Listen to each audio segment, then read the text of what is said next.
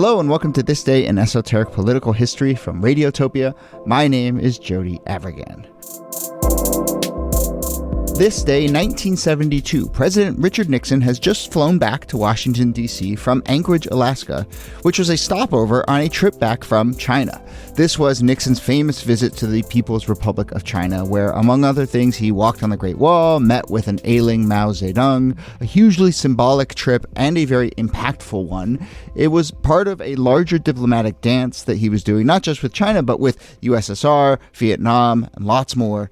So here to discuss that trip to China, and I trust we'll find some of the lesser remembered moments, since it really is a huge part of Nixon's legacy.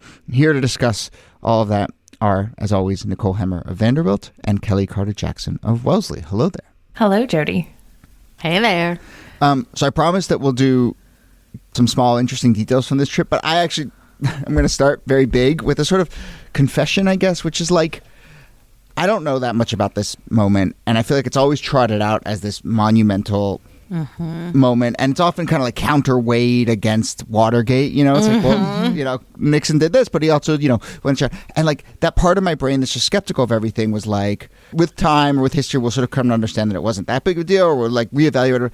And then like I actually read about it, and I've gone completely in the other direction. I'm like, this was a huge deal, not just even in the moment, but really in many ways, like, and we'll get to this, but all the big sort of geopolitical chess piece things that Nixon was trying to pull off in this trip kind of pulled him off, or kind of like had a real impact in that regard. And I know that's probably very contested territory, all the things I just said. But anyway, I don't know if that resonates with either of you. That is what people say all the time. It's like, Nixon, Watergate, but he opened up China. So there's this whole like counterbalance in terms of his complicated presidency, that China is something I don't think he gets enough credit for, because his presidency went down in such scandal, but it really is a huge moment.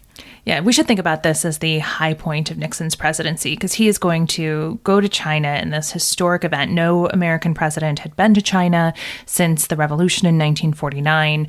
China itself had become a very closed society until the 1960s, and so there are big changes happening in China that make this possible.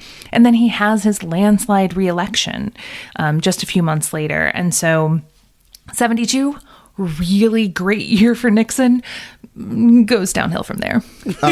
By the way, total aside, but high point of Nixon presidency, I was watching that documentary Apollo 11 the other day, which is really phenomenal.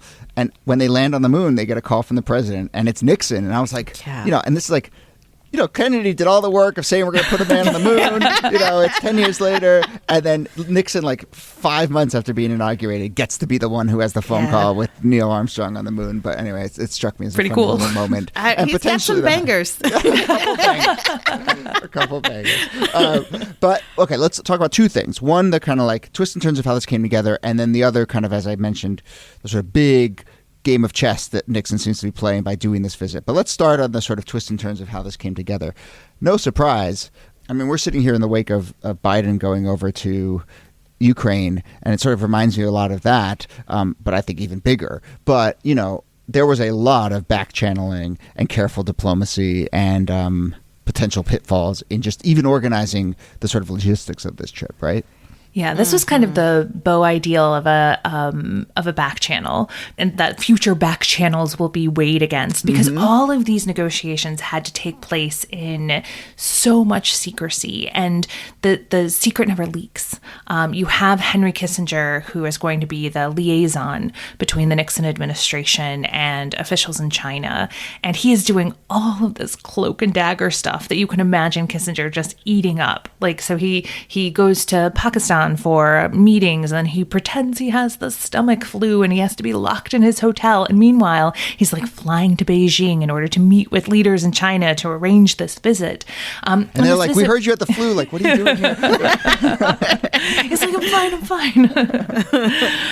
And that kind of back channel effort had to happen because these were two governments that just were not talking to one another.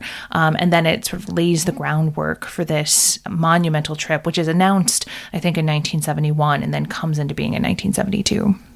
Yeah. It also takes place, on the same time. I think maybe this was a clip in Forrest Gump. I can't remember, where like the PRC invited the United States ping pong team to do a series of games in Beijing. And that also becomes another part of this moment where there's a cultural exchange, and ping pong becomes like this diplomatic sport, a way of, connecting the two countries.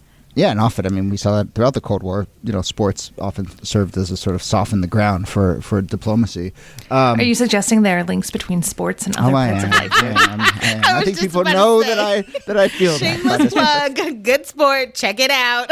I appreciate that. So, we have the stomach bug, we have the ping pong. How does Nixon actually end up in China, and what is this sort of like ostensible goal there? Not the thing he has in the back of his head about the larger geopolitical stakes, but what is the ostensible goal of the visit? What is he going to accomplish? Who's he going to meet with, et cetera, et cetera? Well, so he flies over on Air Force One in February of 72, and while he's there, he is going to be meeting, as you mentioned before, with Mao Zedong. He is going to, doesn't he meet with Zhou Enlai as well? He meets with leaders in China in order to just, first of all, just talk and to get all of these photo ops of Nixon at the Great Wall of China and Nixon trying to use chopsticks and all of these moments that would be immortalized in these color photographs that would run in places like Life magazine and become kind of iconic images.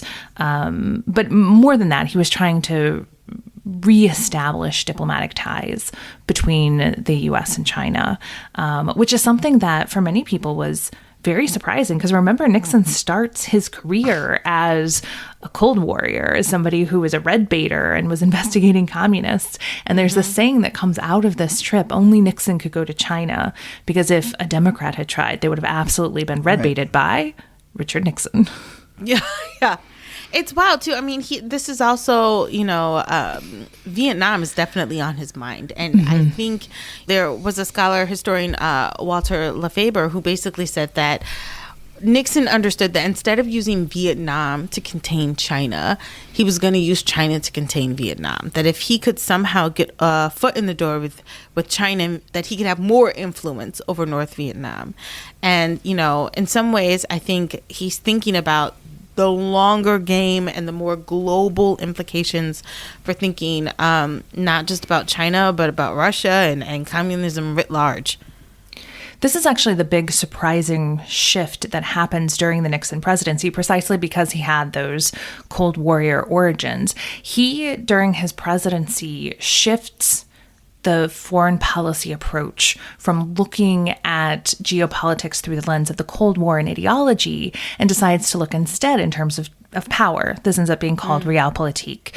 So instead of saying, well, China and the USSR have to be on the same side because they're both communists, he and his advisors look at the map and say, actually, we can play China and the Soviet Union off of one another. So now is the time to start creating a wedge between these great powers, rather than just assuming that all communist nations are on one side and we are on the other.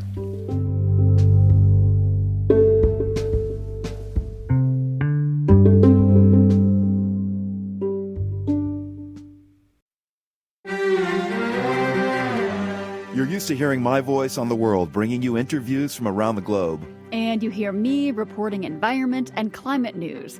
I'm Carolyn Beeler. And I'm Marco Werman. We're now with you, hosting the world together. More global journalism with a fresh new sound. Listen to The World on your local public radio station and wherever you find your podcasts.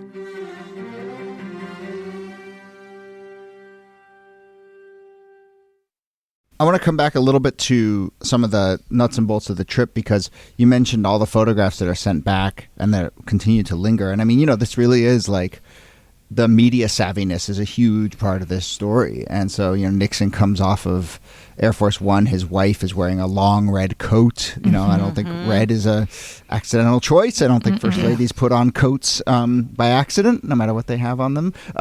And then I think he takes these photos. I think he probably lets himself get photographed fumbling with chopsticks. Like, he knows what he's doing. And I think, like, we've talked about this a little bit, but Nixon is one of the first, I think, presidents who's coming up in an era where he really understands the power of television. I think that's absolutely right. Yeah, I think so too. I do think it's interesting, though, that, like, the criticism that he gets over this trip, it comes from his own people. Like the Republican Party is not very happy, even amongst all of the photo ops and everything like that.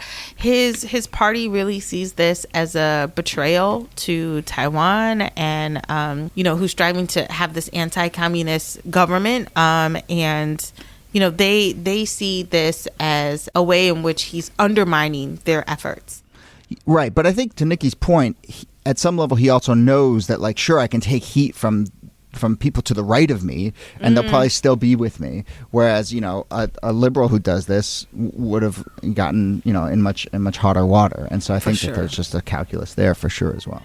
Well, and he could have miscalculated, because when he first announces that he is going to take this trip to China in 1971, movement conservatives come out against Nixon. They run this piece in the National Review called "We Suspend Our Support." They say they are not going to support Richard Nixon in the 1972 election. They actually run Ohio Representative John Ashbrook as a conservative alternative to Nixon because of this heresy. Pat Buchanan, who's a speechwriter for Nixon, writes in one of his memoirs about how he was sick to his stomach as he's flying into Beijing and into this communist country. And it's this stark betrayal of the promises that Nixon had made to the American people.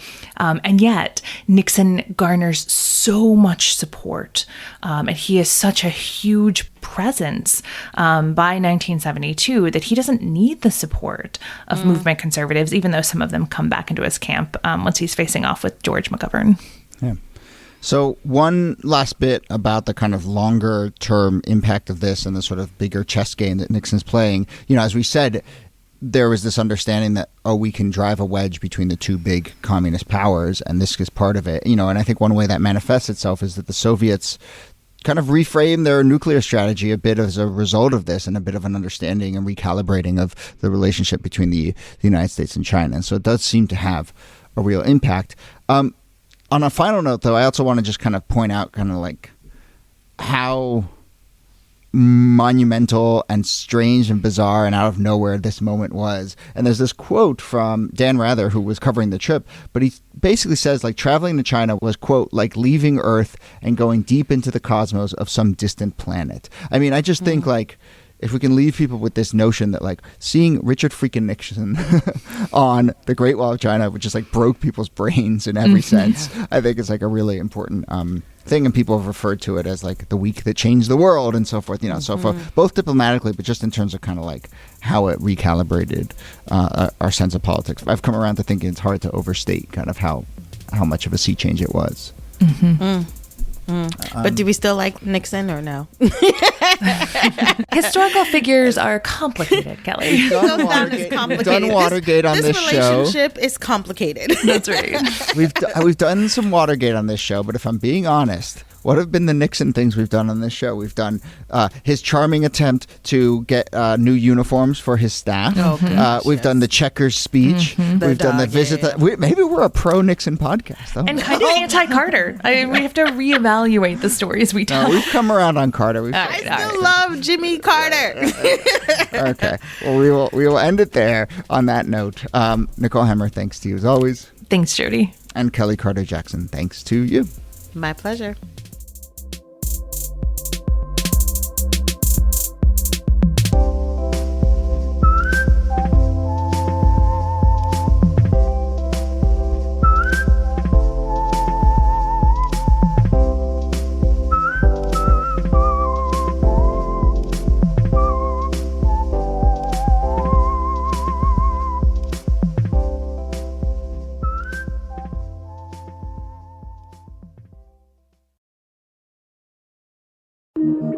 Radiotopia.